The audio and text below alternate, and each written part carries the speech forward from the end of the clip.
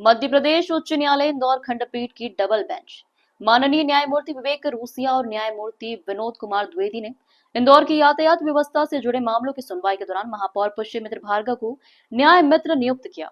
मंगलवार को हुई सुनवाई में महापौर ने बतौर अधिवक्ता अदालत के समक्ष प्रस्तुत होकर कहा कि इंदौर की 35 लाख की आबादी के बराबर ही वाहनों की संख्या है, जिससे ट्रैफिक प्रबंधन चुनौतीपूर्ण हो गया है। उन्होंने कहा कि नियम तोड़ने वालों पर सख्त कार्रवाई करनी होगी और इसके लिए कुछ कठोर कदम जल्दी उठाए जाएंगे। महापौर ने रिक्शा संचालन से जुड़ी अव्यवस्था पर चिंता जताई और कहा कि केंद्र और राज्य की नीतियों के अनुरूप स्पष्ट नियम बनाए जाने चाहिए। चालान वसूली का नया फॉर्मूला न्याय मित्र के रूप में सुझाव देते हुए महापौर ने कहा कि ट्रैफिक चालानों की वसूली हर साल वाहन बीमा के समय अनिवार्य की जानी चाहिए, जिससे बकाया चालान जमा करने में लापरवाही न हो। महापौर ने उम्मीद जताई कि चालान और ट्रैफिक रेगुलेशन को लेकर हाईकोर्ट जल्द ही ठोस निर्देश जारी करेगा, जिससे इंदौर की यातायात व्यवस्था में आमूलचूल सुधार संभव हो सके। 2019 से शहर के ट्रैफिक को लेकर लंबित जनहित याचिका में माननीय न्यायालय ने मुझे न्याय मित्र के रूप में कोर्ट को सहयोग करने के लिए आमंत्रित किया था। इंदौर शहर का जिला प्रशासन, पुलिस प्रशासन, याचिकाकर्ता और सबकी बात न्यायालय ने धैर्य से सुनी। अपने भी कई सारे सुझाव और अनुभव उन्होंने साझा किए और कुल मिलाकर 32-35 लाख की जनसंख्या वाले इस शहर में जब 32 लाख से ज़्यादा वाहन पंजीकृत हों और नियम तोड़ने वालों पर कार्रवाई को लेकर सख्त कदम उठाने की ज़रूरत हो, तो कई सारे सुझाव आए। मैंने न्याय मित्र के रूप में भी 2-3 सुझाव माननीय न्यायालय के सामने रखे हैं। एक ई-रिक्शा को लेकर केंद्र सरकार और राज्य सरकार के नियमों के साथ एक नई पॉलिसी बनाने की ज़रूरत है।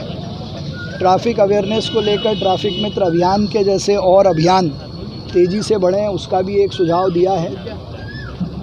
2 व्हीलर का जो नियम तोड़ने पर चालान बनता है, उसकी वसूली को लेकर माननीय न्यायालय ने बहुत अच्छा सुझाव दिया है कि इंश्योरेंस चूँकि हर साल होता है, तो वो इंश्योरेंस कराते समय उस चालान की वसूली हो और सभी विभागों के बीच में, चाहे पुलिस विभाग हो, यातायात विभाग हो, जिला प्रशासन हो और नगर निगम हो, इनके बीच में कोऑर्डिनेशन की दृष्टि से एक कमेटी हो जो लगातार इन विषयों को बैठकर ठीक करती रहे।